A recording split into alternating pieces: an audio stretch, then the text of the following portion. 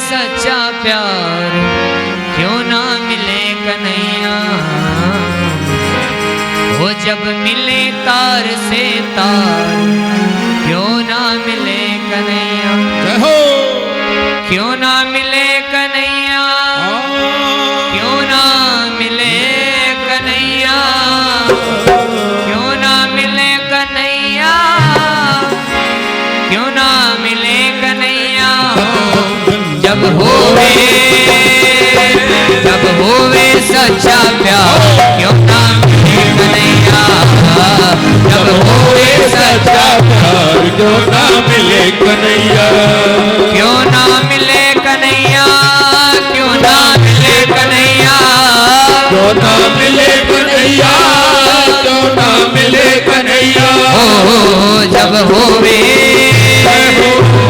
मिले तार से तार क्यों ना मिले कन्हैया, जब मिले तार से तार क्यों ना मिले कन्हैया, जब होवे सच्चा प्यार क्यों ना मिले कन्हैया।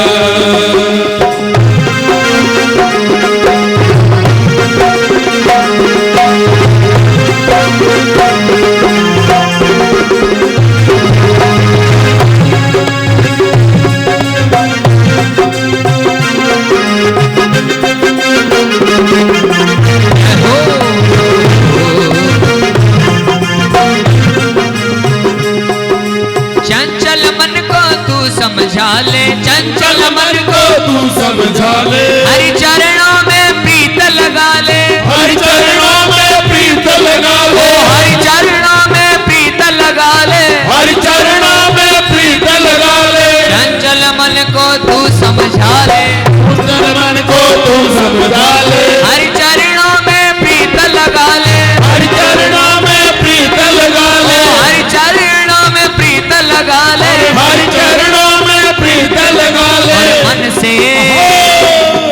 और मन से तज अभिमान क्यों ना मिले कन्हैया, और मन से तज अभिमान क्यों ना मिले कन्हैया, जब होवे सच्चा प्यार क्यों ना मिले कन्हैया, जब होवे सच्चा प्यार क्यों ना मिले कन्हैया, क्यों ना मिले कन्हैया, क्यों ना मिले कन्हैया, क्यों ना मिले कन्हैया, क्यों ना मिले कन्हैया, जब होवे सच्चा प्यार क्यों ना मिले कन्हैया, जब होवे सच्चा प्यार क्यों ना मिले कन्हैया।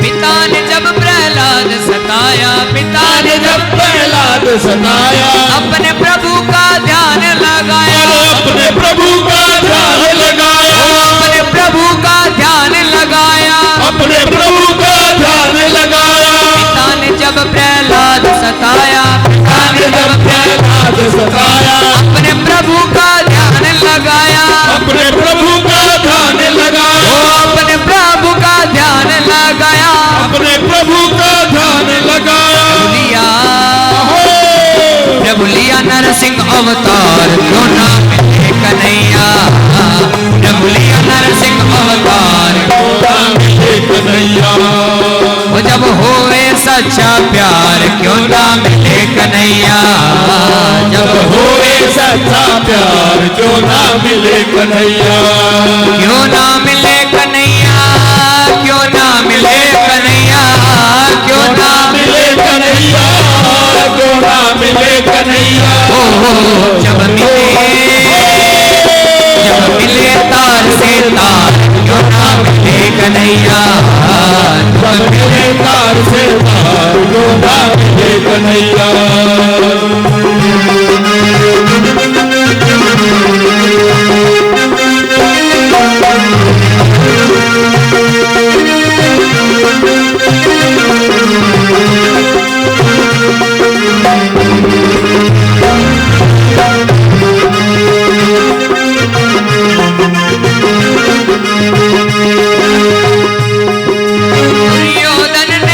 जाल बिछाया, दुर्योधन ने जाल बिछाया, अर्जुन कृष्ण की शरण में आया, अर्जुन कृष्ण की शरण में आया, अर्जुन कृष्ण की शरण में आया, अर्जुन कृष्ण की शरण में आया, दुर्योधन ने जाल बिछाया, दुर्योधन ने जाल बिछाया, अर्जुन कृष्ण की शरण में आया, अर्जुन कृष्ण की शरण में आया, अर्जुन कृष्ण की शरण में आया, अर्जुन कृष्ण की शरण में आया, बन सारथी, बन सारथी कृष्ण मुरार, क्यों ना मिले कन्हैया, बन सारथी कृष्ण मुरार, क्यों ना मिले कन्हैया, जब होवे सच्चा प्यार, क्यों ना मिले कन्हैया, जब होवे सच्चा प्यार, क्यों ना मिले कन्हैया, क्यों ना मिले कन्हैया, क्यों ना मिले कन्हैया,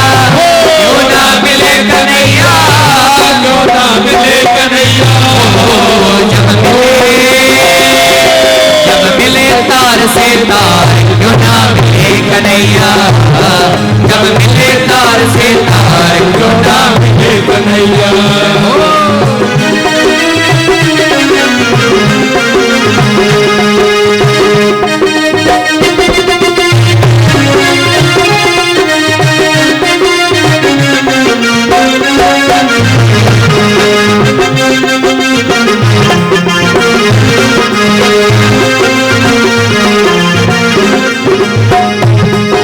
जो तू भजन करे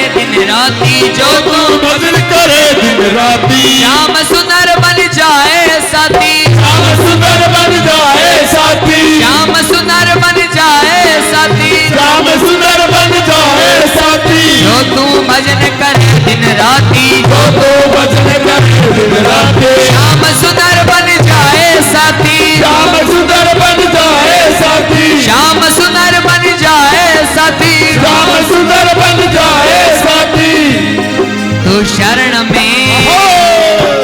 शरण में आ एक बार, क्यों ना मिले कन्हैया, तू शरण में आ एक बार, क्यों ना मिले कन्हैया, हो जब होवे सच्चा प्यार, क्यों ना मिले कन्हैया, जब होवे सच्चा प्यार, क्यों ना मिले कन्हैया, जब होवे सच्चा प्यार, क्यों ना मिले कन्हैया, क्यों ना मिले कन्हैया, क्यों ना मिले कन्हैया, क्यों ना मिले कन्हैया, क्यों ना मिले कन्हैया, हो जब होवे,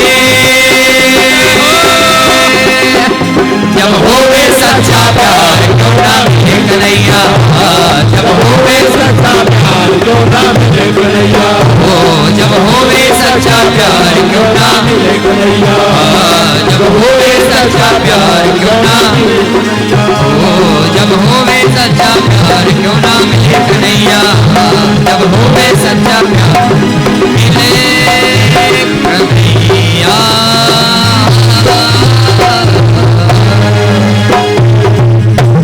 बोलिए बांके बिहारी लाल की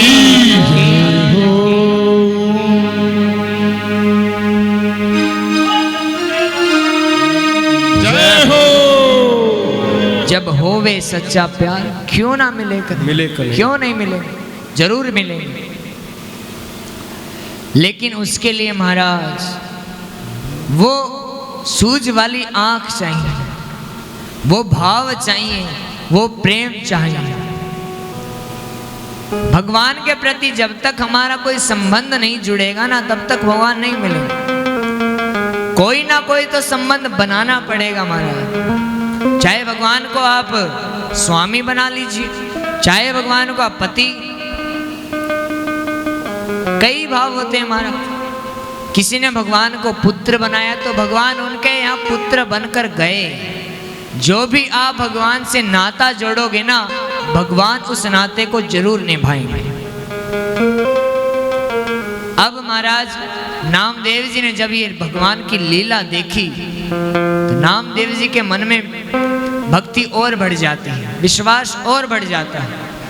अब महाराज समय बीता, नामदेव जी के 2 पुत्र हुए। एक का नाम रखा नारायण और दूसरे का नाम रखा महाराज श्याम सुंदर कुछ ऐसा ही नाम रखा। और हम कैसे नाम रखते हैं, चिंटू पिंटू।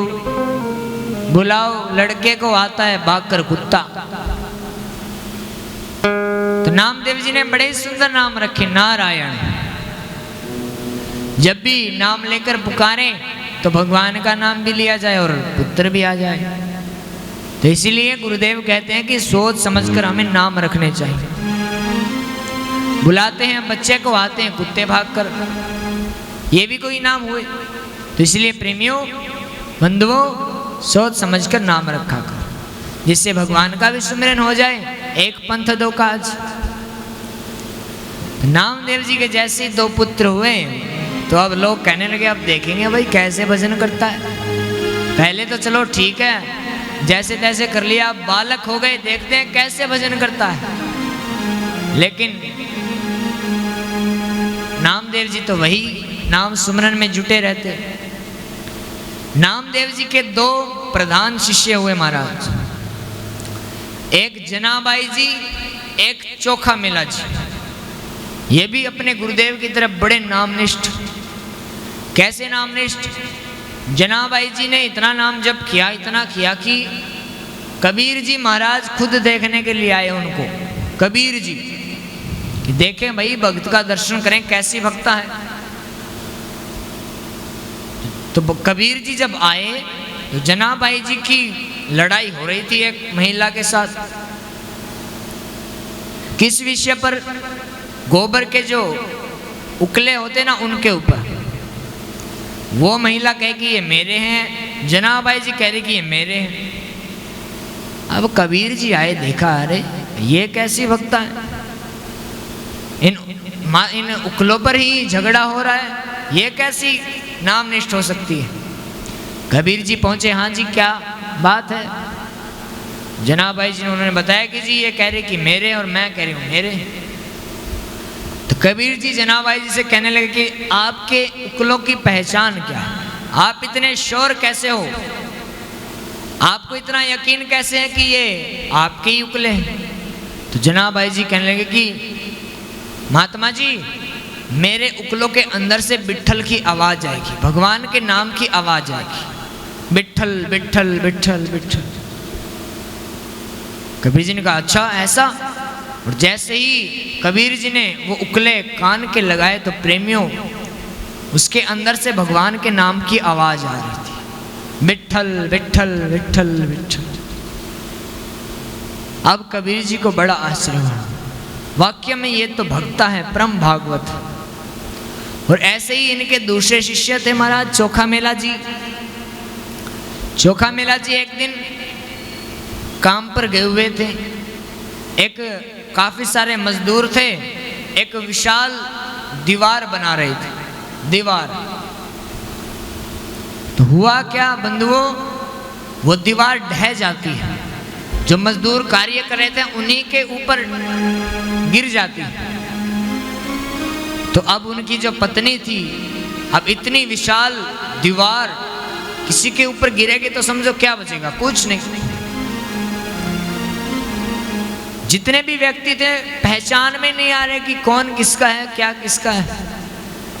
अब उनकी जो पत्नी थी चोखा मेला जी की, भागी भागी नामदेव जी के पास गई, हे भगवान ये कैसी लीला है, हम उनका अंतिम संस्कार भी नहीं कर सकते, कैसे क्या काम आया वो भगवान का नाम, पूरे दिन बिट्ठल बिट्ठल करते रहते और आज देखो हम उनका अंतिम संस्कार नहीं कर सकते, हमें ये नहीं पता कि वो उनका शव कौन सा है। अब नामदेव जी गए, काफी सारे शव, उनमें से जैसे सब शवों पर नामदेव जी कान लगा रहे हैं और एक शव पर बिट्ठल की आवाज हो। मरने के बाद भी नाम चल रहा है महाराज, नाम कभी नहीं मरता, मरने के बाद भी चलता रहता है। और जैसे ही नामदेव जी ने कान लगाए तो मृतक चोखा मेला जी के शरीर से आवाज आ रही है, बिट्ठल बिट्ठल बिट्ठल बिट्ठल। अब नामदेव जी कहने लगे कि चिंता मत करो, यही है चोखा मेला, यही है चोखा मेला जी, इनके शरीर से अभी तक नाम की आवाज आ रही है, भगवान के नाम की अभी तक आवाज आ रही है। ऐसे ऐसे परम भागवत महाराज। नामदेव जी एक दिन एकादशी का व्रत करते थे, तो काफी सारे संत महात्मा रात्रि में सत्संग करते, भजन करते। तो एक कुआं था वहां पर, उसके पास एक विशाल वृक्ष था। तो वहां पर एक मान्यता थी कि वहां पर एक विशाल भूत रहता है, बहुत बड़ा, लंबे लंबे हाथ और ये। तो रात्रि में सत्संग हो रहा, अब जल की आवश्यकता हो गई। तो जितने भक्त बैठे थे वो बोले जी हम तो नहीं जाएंगे, रात्रि का समय है और कुएं के पास वो वृक्ष पर भूत बैठा रहता है, हम तो नहीं जाएंगे। सबने मना कर दिया। नामदेव जी कहने गए मैं लेकर के आता हूं। नामदेव जी ने जल भरा, जैसे ही चलने लगे तो विशाल भूत प्रकट हो गया। ये लंबी लंबी भुजाएं, लंबे लंबे नाखून, बड़ा ही भयानक स्वरूप उनका। अब नामदेव जी ने देखा और हाथ जोड़ लिए, भले पधारे लंबकनाथ, हे प्रभु आपका ऐसा भी स्वरूप है, हे प्रभु ये आपका ऐसा भी स्वरूप है, बड़ा विचित्र स्वरूप है। और बंधुओं, उस भूत के अंदर से भी भगवान प्रकट हो जाते हैं। ऐसे ही एक दिन नामदेव जी की झोपड़ी में आग लग गई। महाराज झोपड़ी में आग लग गई तो सब गांव वाले तो भुजाएं, और नामदेव जी उसके अंदर घी डाल रहे हैं, लो प्रभु भोग लगाओ, लो प्रभु भोग लगाओ। अब सब लोग कहने अरे पागल हो गए हो क्या, आग बुझा नहीं सकते तो भड़का क्यों रहे हो भाई, और घी डालो, लो प्रभु भोग लगाओ, क्या कारण है। नामदेव जी कहने लगे कि अरे तुम्हें नहीं पता, भगवान अपना पीताम्बर लहरा रहे हैं, मुझ पर कृपा करने आए। अरे झोपड़ी में आग लगी, ये कैसी कृपा है।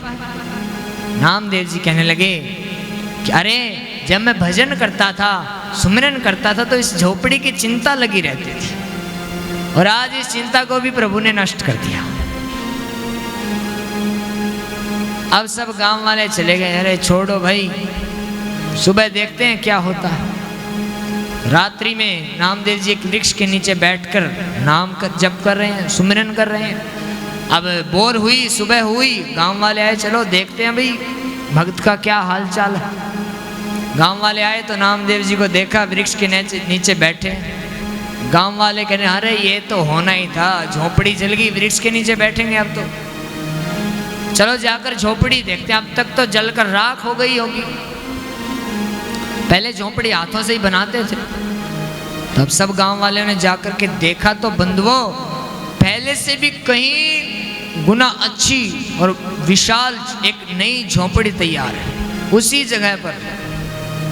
सब गांव वाले आश्चर्यचकित, अरे एक रात्रि के अंदर इतनी बढ़िया झोपड़ी किसने बना दी। सब गांव वाले भागे भागे गए नामदेव जी के पास, अरे ये झोपड़ी रात्रि में किसने बनाई। तो नामदेव जी ने बड़े विश्वास के साथ कहा, अरे जिसने जलाई थी उसी ने बनाई होगी, अरे जिसने जलाई थी उसी ने बनाई होगी। नामदेव की छात छुआई। अब सब गांव वाले चले जाते हैं। महाराज ये विश्वास जब हमारे अंदर आ जाएगा, भगवान कैसे भी आप रखो, सुख भी मुझे प्यारे हैं, दुख भी मुझे प्यारे हैं, छोड़ू मैं किसे भगवान, दोनों ही तुम्हारे। किसे छोड़ू, दोनों तुम्हारे, सुख में रखो चाहे दुख में। ऐसे नामदेव जी के जीवन में अनेकों घटनाएं घटी महाराज। और जब नामदेव जी का शरीर पूरा होने वाला था तब नामदेव जी ने कहा भक्तों से कि जब मेरा शरीर पूर्ण हो जाए ना, तो जो ये भगवान के मंदिर में जो ये सीढ़ियाँ जाती हैं, पहली सीढ़ी पर मुझे दफना देना, ताकि मेरे ऊपर भक्तों के चरण टिकते रहे। और आज भी महाराज महाराष्ट्र में पंढरपुर में जब आप जाओगे तो आज भी नामदेव जी की जो समाधि है वो सीढ़ियों पर बनी हुई है। उनके ऊपर चढ़कर भक्तजन मंदिर में प्रवेश करते हैं और भगवान के चरणों को स्पर्श करते हैं। ऐसा बड़ा ही पावन चरित्र श्री नामदेव जी का हम नामदेव जी के इस पावन चित्र को यहीं प्रणाम करेंगे। बोलिए नामदेव जी महाराज की जय हो। उनके भाव को कहा तो नहीं जा सकता था, लेकिन एक ये छोटा सा प्रयास था उनके जीवन की लीलाएं बताने का। नामदेव जी ने अपने जीवन में नाम जप किया, अपने गुरु के ऊपर पूर्ण विश्वास किया। हमें भी अपने गुरुदेव से नाम दीक्षा लेकर उसका जप करना चाहिए, निरंतर जपना चाहिए। अनेकों भक्त हुए महाराज। अब कुछ कह देते हैं कि हमारे घर में तो बहुत प्रतिकूलता है, हमारी तो पत्नी कहा नहीं मानती, ये वो। एक संत थे महाराज तुकाराम जी। तुकाराम जी, उनकी पत्नी का नाम था रघुबाई। नाम रघुबाई था लेकिन थी सुखीबाई। बड़ी कठोर थी महाराज। और तुकाराम जी बड़े सत्संगी आदमी, नाम जप करने वाले, खूब सत्संग करने वाले, सत्संग सुनने वाले। जब भी उन्हें संत मिले घर पर ले आए, उनको भोजन कराए और हरि की चर्चा करना शुरू। अब तुकाराम जी का ये सिस्टम था। उनकी पत्नी को ये सब अच्छा नहीं लगता, उसे क्रोध आता कि लो निठल्ले बाबाओं को लेकर बैठे रहते हो, काम कुछ करते नहीं हो। एक दिन महाराज तुकाराम जी गन्ने बेचने जाते हैं। गन्ने बेचने गए तो रास्ते में बच्चे खेल रहे थे। बच्चों की उस क्रीड़ा को देखकर तुकाराम जी के मन में ठाकुर जी की लीलाएं आ गई। अरे भगवान भी ऐसे ही खेलते थे। और उसी भाव में तुकाराम जी ने एक एक गन्ना सब बच्चों को दे दिया। एक गन्ना बचा, उसको लेकर घर आ गए। अब घर आए तो उनकी पत्नी ने देखा, हाँ भैया आज तो अच्छी बिक्री हुई है लगता है। तो पूछने लगी कि बताओ कितने के गन्ने बिके, बताओ दो हिसाब। तुकाराम जी ने कहा, अरे मैंने रास्ते में बच्चों को दे दिए।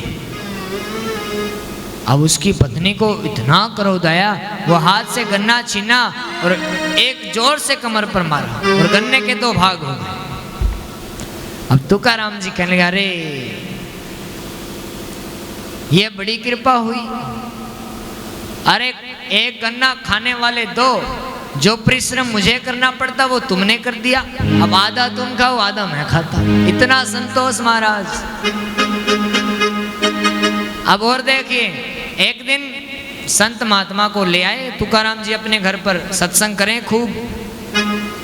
अब उनकी पत्नी को जल लेने जाना था। अब मटका उठा करके जैसी जाने लगी, देखा कहने लगी जोर जोर से, अरे निठल्ले बाबाओं के साथ बैठे रहते हो, काम धंधा कुछ है नहीं, खड़े हो जाओ और भाग जाओ यहाँ से। संत महात्मा खड़े हो गए।